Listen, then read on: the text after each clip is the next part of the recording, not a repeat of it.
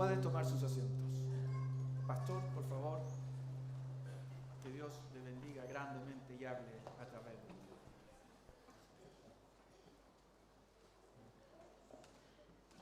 Me imagino cómo vamos a estar en nuestra media vigilia el viernes, cuando estemos acá lleno el templo, alabando el nombre del Señor. Siempre digo, escucha que me animan con ese amén. No, me anima mucho, hermanos queridos. Y nosotros, el equipo que está trabajando en esto, del equipo... ¿Qué pasó? ¿Está prendido? ¿No? ¿No está prendido? ¿Sí? ¿Está prendido? Este mejor entonces. Ahora. Ahí sí. Lo está tomando. Este mejor, ya, ahí sí. Ya, vamos a apagar esto. Muy bien. Buenos días, iglesia. Ahora sí. Cierto, que el Señor le bendiga. Yo decía, y ahora de nuevo, ¿no? Que rico es cuando alabamos al Señor. Y qué bueno que lo hacemos a la luz y a la sombra de la palabra de Dios. Hemos cantado salmos, hemos cantado palabra de Dios. Y tiene que ser siempre con entendimiento. Porque no cantamos vacío, ¿cierto? Con un espíritu vacío. Lo cantamos con un espíritu lleno de adoración a nuestro Señor. Qué bueno. Y decía entonces que en la media vigilia que vamos a hacer el viernes 29, ¿cierto? El templo va a estar lleno y vamos a cantar, vamos a orar, vamos a buscar esta intimidad con el Señor. Y en el Señor lo vamos a pasar muy bien. Sabemos que Dios nos va a bendecir. Así que venga sin miedo. ¿Ah? Venga sin miedo. Espero que usted me entienda lo que estoy diciendo, porque es 29. ¿Sí? Al que tenga oído para oír, oiga. Muy bien, quiero que vaya al libro de Juan, por favor. Evangelio de Juan. Y en el Evangelio de Juan, en el capítulo 1,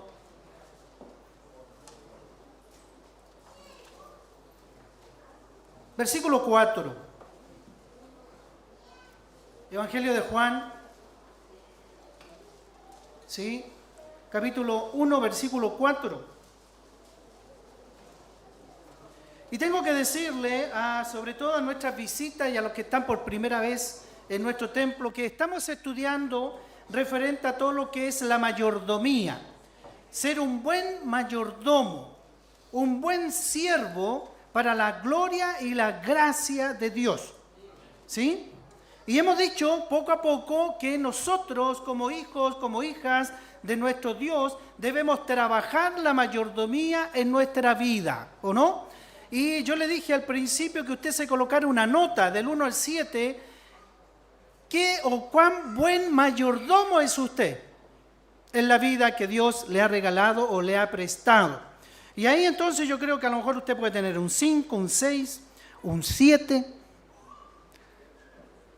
o menos, ¿cierto? Ahí nosotros nos analizamos, nos miramos al espejo de Dios y nos colocamos una nota. Hoy día quiero hablar simplemente de esta vida, de la vida, porque la vida es un bien supremo, ¿o no? Usted tiene vida. ¿Quién le dio la vida? Nuestro Creador. Nuestro Señor le dio la vida a usted. En otras palabras, uno puede decir, bueno, Dios me prestó esta vida. Y qué bueno que algunos han disfrutado esta vida, ¿o no? Por otro lado, uno se podría preguntar, ¿y cómo lo ha tratado la vida a usted? ¿Cuántas heridas de guerra trae usted en su cuerpo? Porque la vida es así, ¿no?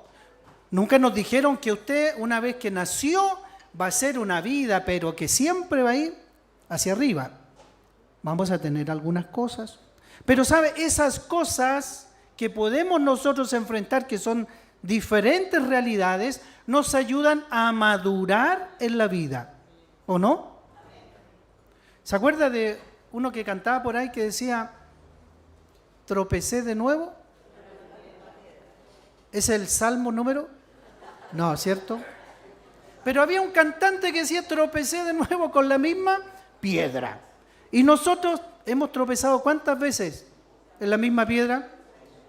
Claro, la vida es la vida y la vida nos trae cosas, pero la vida es un bien supremo, la dádiva suprema del Creador hacia el ser humano, la vida. ¿Cuántos años lleva usted en esta vida? ¿Ah? Vamos a partir de, ¿dónde está el récord ahí? 98 para abajo. Ahí está el récord. De 98 para abajo, ¿no? Y usted está en una vida, ¿cierto? En una etapa interesante. Por lo tanto, la vida en todas las dimensiones tiene un significado, ¿sí? Para Dios, porque nuestro Dios es un Dios vivo y Dios de los seres vivientes. ¿Es su Dios? Qué bueno, y por eso usted está aquí. ¿Sí?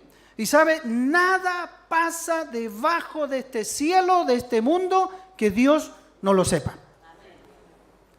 E incluso, comillas, en su mundo, Dios sabe lo que está pasando. En su mundo. Porque usted tiene un mundo, ¿o no? Y Dios sabe lo que está pasando en usted. Por eso, Él es el Dios de los seres vivientes. Yo espero que usted sea un ser viviente. Mire lo que estoy diciendo. ¿Usted ha visto algunos zombies por ahí o no? Conocemos a varios. Porque no tienen la vida como Dios quiere que tengan la vida. ¿Cierto? Pero usted no es un zombie. Usted tiene vida. Vida que Dios le ha dado. El principio original de la vida es Dios. Y a ese Dios estamos cantando. Maravilloso, ¿no? La vida. Versículo 4. En él, ¿qué dice? Estaba la vida. Y la vida era la luz de los hombres. En él. La vida no es una simple concesión, sino un otorgamiento hacia todos nosotros. Dios nos otorgó vida. Cuando estuvo con Adán, ¿qué hizo? Hizo el monito. Usted, mire la pregunta, ¿usted cree que Dios creó a Adán del barro? Gracias por ese amén. Pues yo creo que lo creó. Y que no nació del mono, sino del pescado que salió. No, señores, Dios creó al hombre y a la mujer. Nosotros lo creemos y eso tiene que estar ahí, aunque cuando tú vas a estudiar te muestran un montón de otras cosas, ¿o no? Pero Dios creó al hombre. Y lo interesante es que cuando creó a Adán, ¿qué hizo? Le dio el soplo de vida. Y ahí está completo, el soplo de vida. Por eso debemos entender que una vez concedida la vida, pasa a ser esta vida propiedad del ser humano, que le dará el tratamiento o el destino que escoja el ser humano a la vida. Por eso es que yo le preguntaba, ¿cómo ha pasado su vida? ¿Cómo es su vida? ¿Es agradable su vida? ¿Lo ha pasado bien en su vida usted? ¿O no? Porque usted sabe que después de esta vida no hay otra. Oh, estaba esperando que alguien dijera un amén. Porque ahí sí que nos complicamos. ¿Sabe? Cuando hacemos velatorios y funerales, yo hablo de esto y le digo a las personas, ¿sabe? Después de esta vida, sí hay otra vida. Y algunos quedan así como asombrados, ¿no? Porque después de esta vida hay vida eterna. Pero, ¿vida eterna para dónde? ¿Para la eternidad con Dios? ¿O para la eternidad donde está el innombrable? ¿Para dónde se va usted? Es una pregunta, ¿no? Mi vida. Es por eso entonces que en esta vida, como yo estoy escogiendo vivir, yo espero que usted y yo, lógico, estamos viviendo para Dios. Para Dios estamos viviendo. Todo lo que usted hace es para Dios. Todo. Eso es un buen mayordomo. Yo hago todo para Dios. Yo voy al trabajo porque quiero alabar al Señor con mi trabajo. Yo voy al colegio porque es para Dios también. Quiero alabar a Dios con todo lo que yo hago. Entonces, en la mayordomía cristiana debo entender que esta vida me la ha regalado Dios. pero ahora aquí en la tierra yo soy responsable de cómo la vivo, ¿o no? Y el consejo de Dios dice, ¿tú quieres vivir bien? Bueno, cómase la Biblia. ¿Se entiende? Aquí está todo. Está todo el consejo para saber ser un buen administrador, buen mayordomo. La vida es más que el alimento, más que el vestido. Es mucho más, hermano. Es mucho más que eso. Aunque algunos parece que se preocupan tan solo de tener alimentos. ¿Se ha fijado usted? Teniendo la despensa llena, estamos listos. ¿O no? Pero la vida es más que eso. Es mucho más que eso. Más que el vestido. Vamos a Mateo. La vida, ¿dónde estaba? En el versículo 4, en él estaba la vida. Y la vida era la luz de los hombres. Vamos un poquitito más atrás. Vamos al Evangelio de Mateo, ¿no? Y en el capítulo número 6 de Mateo, por favor, rápidamente, 6, versículo 25. ¿Ya lo tiene? Mateo, capítulo número 6, versículo 25. ¿Qué nos dice? Por tanto digo, no os afanéis. Mire qué interesante aquello. No os afanéis por vuestra vida. Hermanos queridos, ¿cuántas veces usted se ha afanado en la vida? ¿Muchas veces? ¿Cierto? Hay manos ahí, ¿no? Levantadas. Sí, yo me he afanado. ¿Qué pasa contigo cuando te afanas? ¿Ah? ¿Qué pasó, Juan? Cuando tú te afanas, ¿qué pasa? Te estresas, hay dolor de cabeza, hay una impotencia, ¿no? Y mi razón de repente dice, no sé qué hacer con esto, estoy afanado y quizás me exploto. Y ese afán me ciega porque no veo una solución.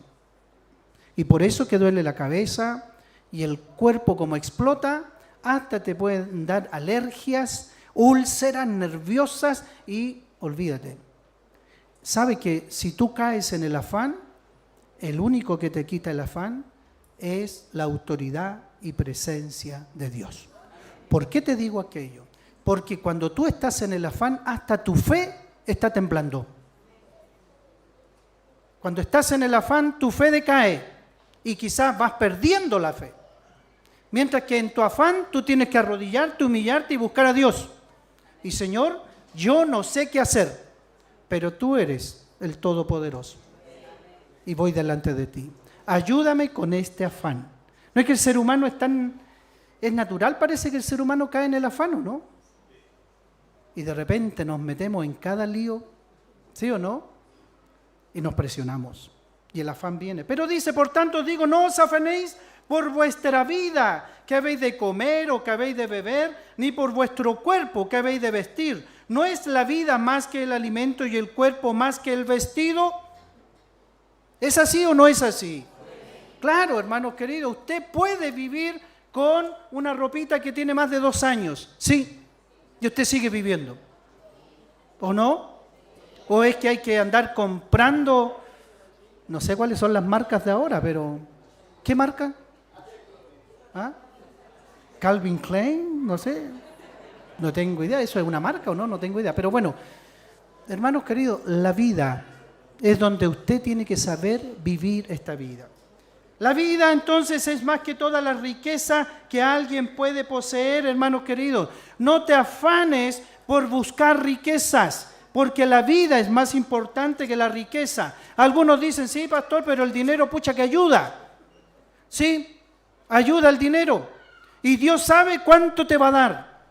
Porque si te da más, como te conoce, a lo mejor tú te devuelves y no quieres mirar a Dios. Porque el Dios que pasó a ser en tu corazón es el Dios Mamón. Y el Dios Mamón es el del dinero. ¿Te das cuenta? Entonces, claro, yo tengo que saber aprovechar mi vida y entender que mi vida es importante porque viene de Dios y mi vida tiene que adorar al Dios de los vivientes. No al Dios de los vivos, entiéndase bien. Al Dios de los vivientes. ¿Sí o no? Eso es lo que debemos buscar porque es la vida que Dios me ha regalado y yo hoy día soy responsable de esta vida para saber vivirla. ¿Amén? Amén. Qué bueno. Lucas, por favor. capítulo número 12, en el versículo 15, y les dijo, ¿qué dijo Jesús hablando? ¿A quién le está hablando? Al rico insensato. Y les dijo, mirad, y guardaos de toda avaricia, hermanos, hermanas. Ser avaro es complicado, ¿no? ¿Sí o no? Avaricia. Quiero tener más, y no doy nada. El domingo pasado estuvimos hablando de dar, ¿o no? Un buen mayordomo compartía, daba donde está la necesidad, ofrendaba, dijimos, y varias otras cosas más. Pero el avaro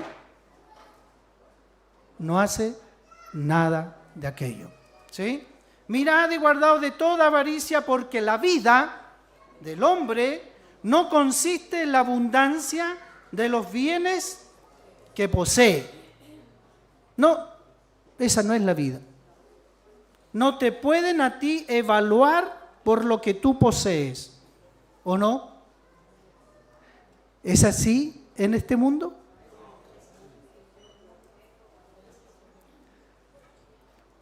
Este mundo te está evaluando por lo que tú tienes, lamentablemente. Tu última compra, ¿qué fue? ¿Qué te están mirando allá afuera? ¿Cómo te tratan allá afuera? ¿No te miran de pie a cabeza? ¿O no? Si tú vas con un pantaloncito ahí y una polera y vas a pedir algo, te miran de pie a cabeza y no te tratan muy bien. Pero si tú vas con algo un poco más elegante, ahí sí que te atienden, ¿o no? ¿Será así nuestra vida cristiana, hermanos? ¿Será así también nuestro comportamiento dentro de la iglesia como buenos mayordomos? Nosotros nos relacionamos entre nosotros por lo que tú vistes, por lo que tú muestras, porque andas con el último iPhone o porque te compraste un tremendo vehículo. ¿Nos tratamos así como iglesia? Yo espero que no. Yo espero que no. Las cosas materiales sí ayudan, por supuesto. ¿Y hay que tener? Sí, hay que tener. Pero conforme a lo que Dios quiere que te dé a ti. Y no puedo andar tampoco mostrando lo que Dios me ha dado, como casi dando envidia a otros, ¿o no? Un buen mayordomo alaba al Señor por lo que Él le da, por lo que Dios lo bendice.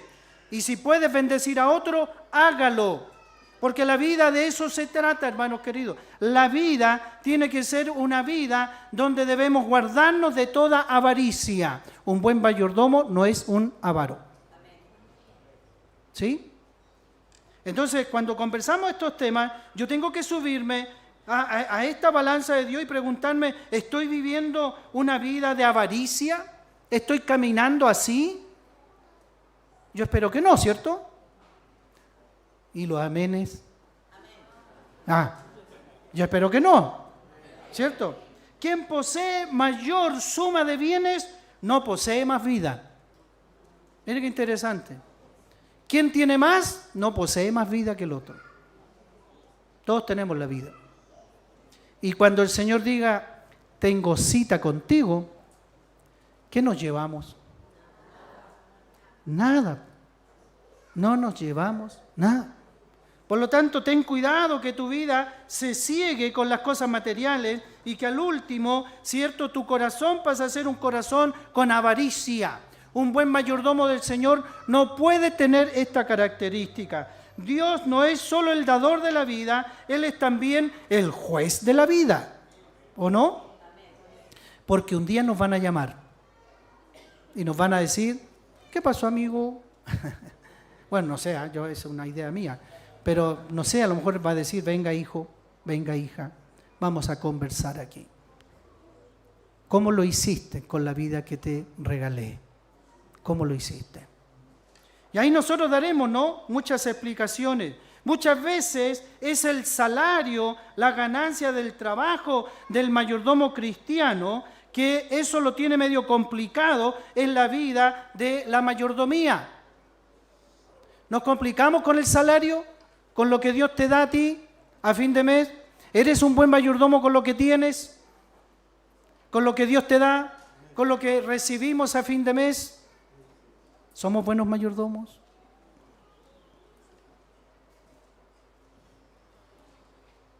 Por favor, miremos que todo viene de parte de Dios. Y tu vida está en las manos de Dios. Por lo tanto, que un día nos digan, buen siervo y fiel. Sobre poco has sido fiel, sobre mucho te pondré. Entra en el reposo de Dios. ¡Qué maravilloso! ¡Qué maravilloso! Porque hemos sido buenos mayordomos.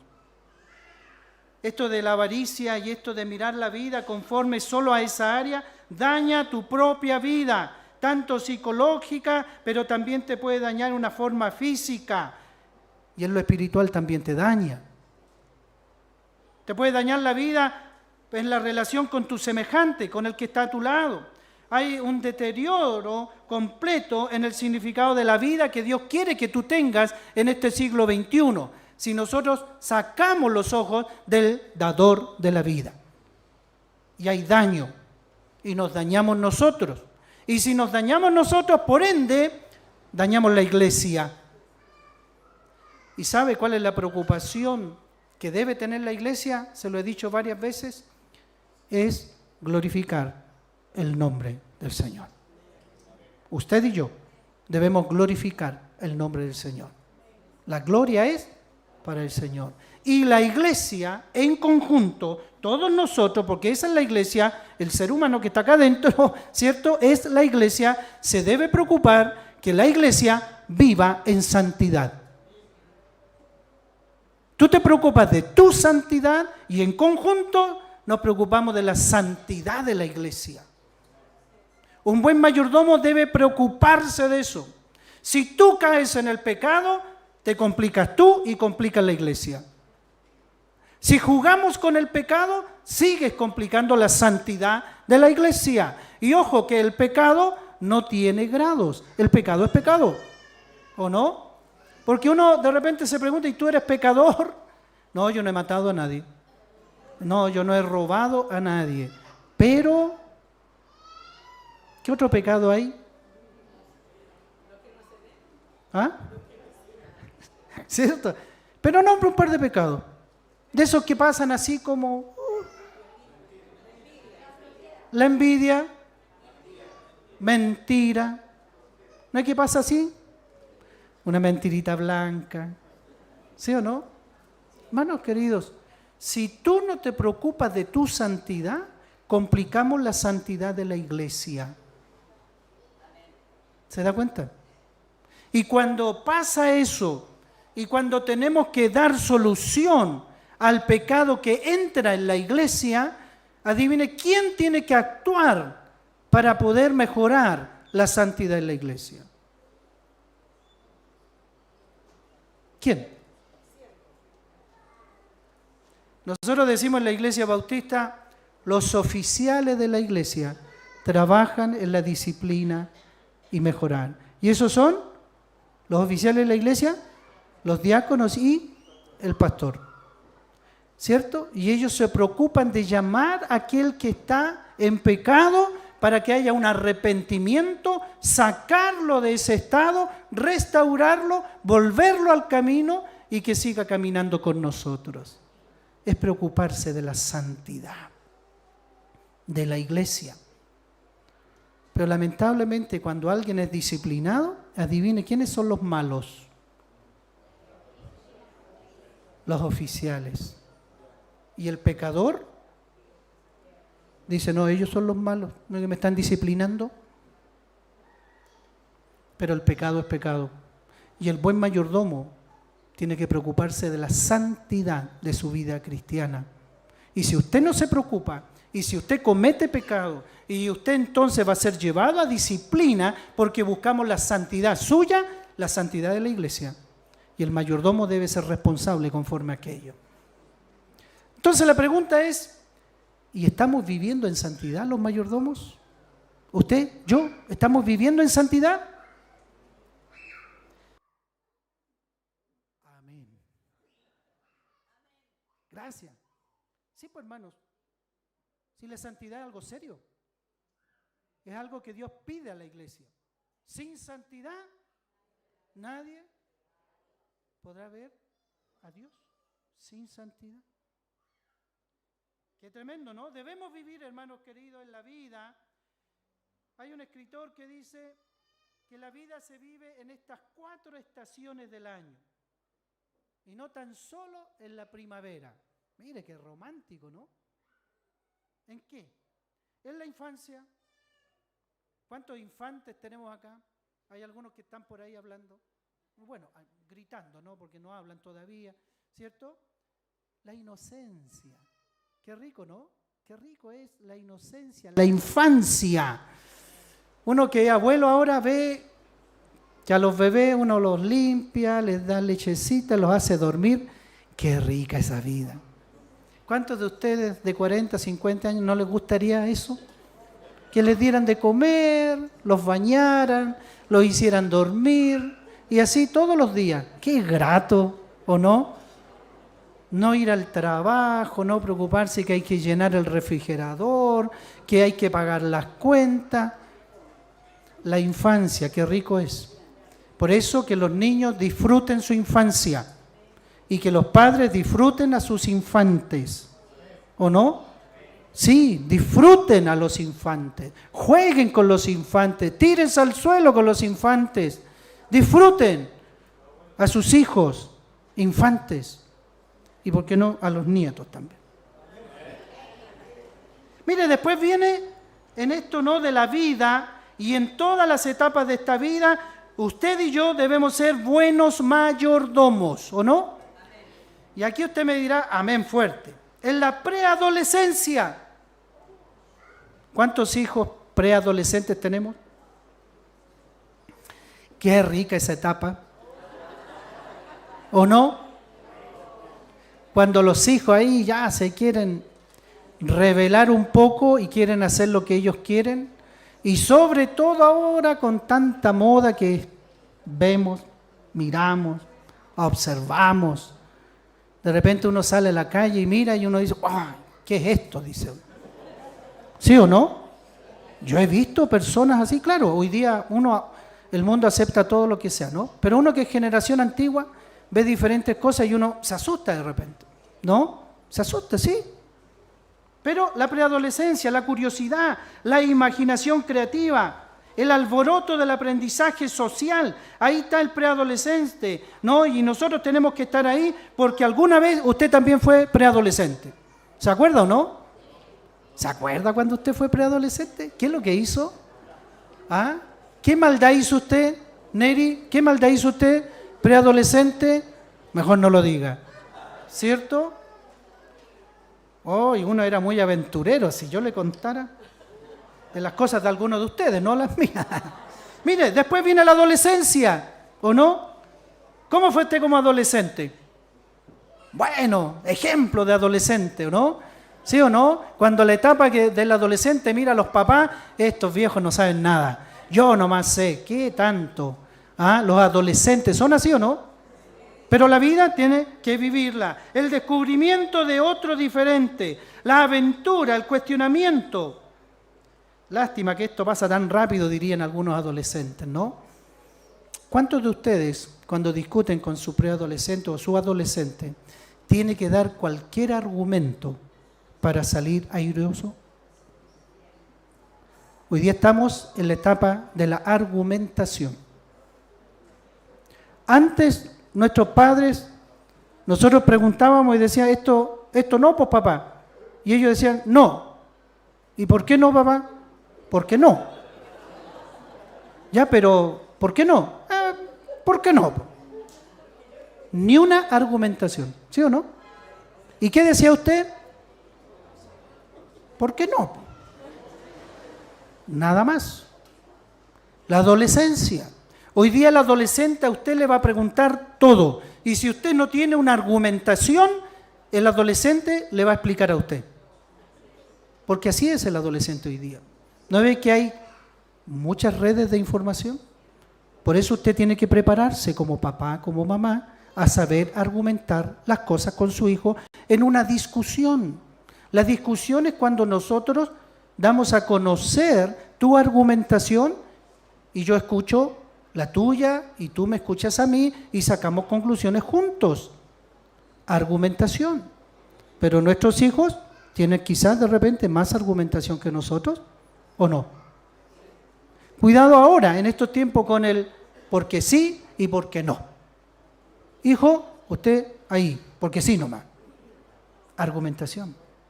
La adolescencia, cuestionamiento. Después viene ¿no? la juventud, la fuerza, el idealismo, la prueba de ser para consigo mismo. ¿Qué voy a hacer en la vida? Por ahí vamos, en la juventud. Qué rica la juventud. Miren los jóvenes que están acá, hacen así. Es rica la juventud. ¿Cuántos volverían a tener 18 o 20 años? Uy, son pocos. ¡Wow! Pero la juventud es la fuerza, el dinamismo. Uno antes hacía fuerza, no tenía ningún problema, ¿no? Iba a pie a ver a la polola, volvía a pie, no había problema en eso. Hermanos queridos, todas las etapas de la vida Dios te las ha dado. Y hay que saber vivir la vida como buen mayordomo de este regalo del Dios viviente. Por eso es como estamos viviendo. Después viene la madurez juvenil, los hijos, la madurez adulta viene luego con las responsabilidades, esa responsabilidad que hoy día tú tienes, ¿no? De criar, de lograr situaciones para estar bien en la vida, ¿no? La reflexión, la creatividad también en tu vida. Cuando ya somos responsables de dar los estudios a los hijos, de estar con ellos, de cuando los hijos ya son más grandes, cuando viven con nosotros hasta los 30 y no se quieren ir, ¿cierto? ¿O no? ¿Hay casos así o no? De repente hay hijos que están tan re bien que no se quieren ir. Nosotros decimos, hijo, yo espero que tú te vayas de mi casa, pero ándate casado. ¿O no? Es el mejor consejo. Váyase casado. Es lo mejor. Pero hoy día la juventud, ¿qué dice? Como ganan plata algunos, dice, he arrendado un departamento y me voy. Está bien, apóyenlo. Pero que nunca se olvide de decirle, Dios te ha dado la vida y ahora los principios de Dios debes vivirlo bajo tu techo. Aquí vamos a estar como papá, como mamá, por supuesto, pero vive conforme a los principios que Dios te ha dado. ¿Sí?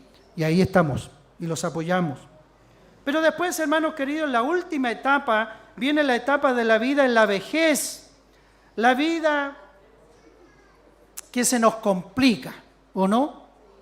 La vejez. Y aquí ayúdenme ustedes, por favor. ¿De qué edad es la vejez? ¿De los 100 en adelante? ¿De qué edad es la vejez? Porque yo conozco varones, voy a decir varones, de 30 que se sienten viejos. Pero yo digo, esos no son viejos. ¿De qué edad es la vejez? Algunos dicen el adulto mayor, ¿o no? ¿Cierto? Hoy día ya dicen la cuarta edad, porque estamos viviendo más. Luego va a empezar el club del adulto mayor en la iglesia. Luego, ¿ya? Los 60 y más, así se llama el club, ¿ya? ¿Será de los 60 y más la vejez? Por favor, no. Hermanos queridos, la vejez, tú la sientes en tu cuerpo. Pero si tienes 70 años y te sientes con fuerza, vive con fuerza. Porque Dios te está dando la fuerza. Porque Dios te ha otorgado la vida, porque eres mayordomo de esa vida de los 70 años, por decir una etapa. Sí, nuestro cuerpo se va desgastando, nuestro cuerpo no aguanta muchas cosas, pero el espíritu se va renovando de día en día. Y esa es la juventud que Dios quiere. Una juventud espiritual, ¿o no? Espiritual. Cosa que estemos adorando, alabando al Señor y decirle a este cuerpo que se va envejeciendo, cuerpo, vamos al culto, cuerpo, vamos a la escuela dominical, cuerpo, muévete, vamos a la vigilia. Gracias. Sí, Hermanos queridos, muchos imaginan que están llegando al final, porque ya tienen 70 años, es que ya no hago nada más, es que soy un mueble en la casa. No, hermanos, Dios te renueva. Busca al Dios de la vida, busca al Dios que te da la vida. Muévete, muévete, descubre que en esa etapa de la vida también hay cosas nuevas que hacer para el Señor que van a bendecir tu vida. No te sientas avejentado, no vivas avejentado, vive renovado desde el Espíritu. ¿Amén o no? ¿Sabe? Yo he visto a mayores y mayores que ustedes haciendo gimnasia en el agua. ¿O no? ¿Y cómo se van para la casa? Duermen una semana. No, hermanos queridos, renovados, porque se ocupan, porque la vida el Señor le está dando. Para el mayordomo cristiano, la vejez no es un espectro de miedo, sino una nueva aventura. Mire qué interesante, hermano querido. Voy a hablar de 65 para arriba la vejez. Es una nueva aventura para usted, ¿cierto? Hay hermanas que tienen una edad linda y viajan, ¿o no? Y van, vienen, ¿cierto? Y una energía tremenda. Qué maravilloso es eso. Yo espero que lleguemos a ser como algunas hermanas que conozco. De todas maneras. Bueno, esa era la introducción del mensaje. No, hermano, la vida es una dádiva de Dios. No solo dije, ¿cierto?, esta vida que es para solamente pasarlo bien, porque evidente hay sufrimientos en la vida y tenemos que saber enfrentarla. La vida es la preparación aquí en la tierra para tener la vida eterna después. Vamos de paso, ¿o no?, a la vida eterna. Maravilloso. Y ahí sí que lo vamos a pasar bien con el Señor. Vamos a terminar con 2 citas bíblicas. Colosenses, por favor. Vamos a Colosenses. Pablo le escribe a la iglesia que está en Colosa, por favor.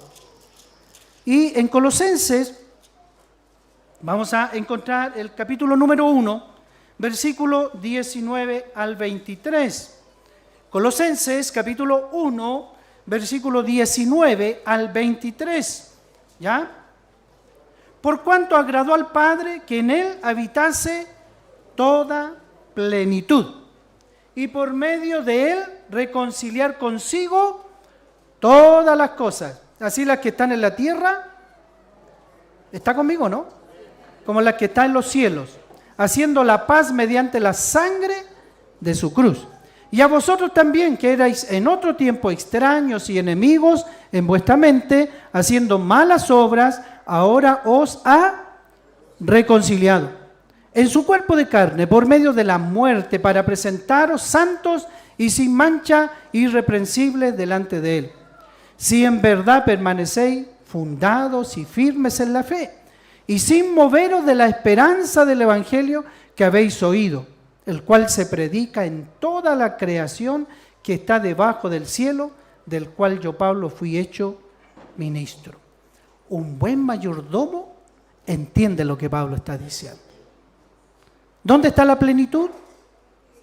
En Cristo nuestro Señor. En Él está la vida. Y usted tiene que vivir en esa vida.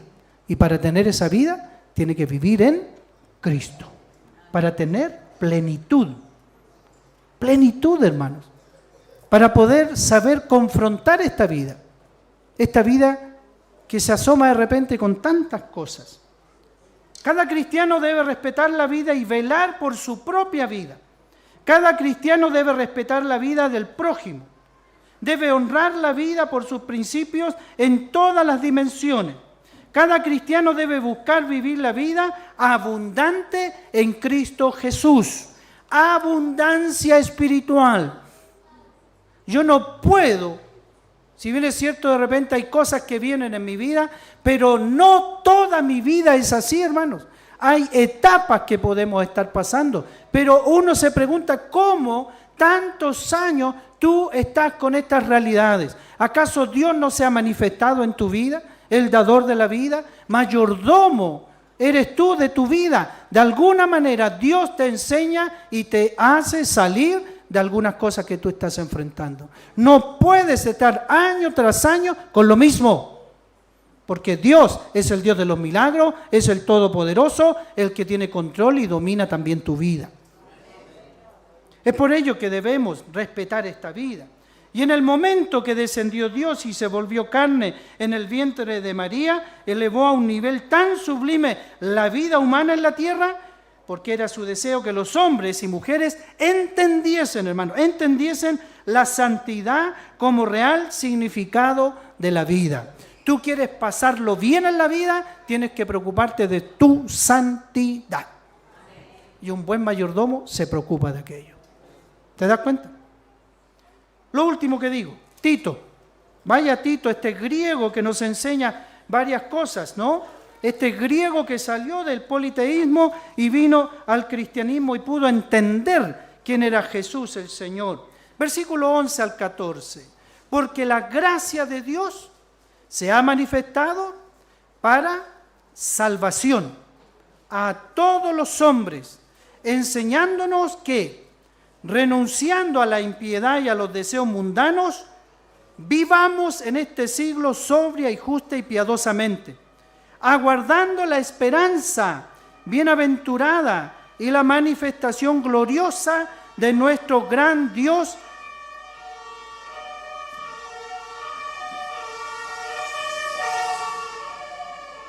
Ese es un boicot, ¿cierto? Leo de nuevo.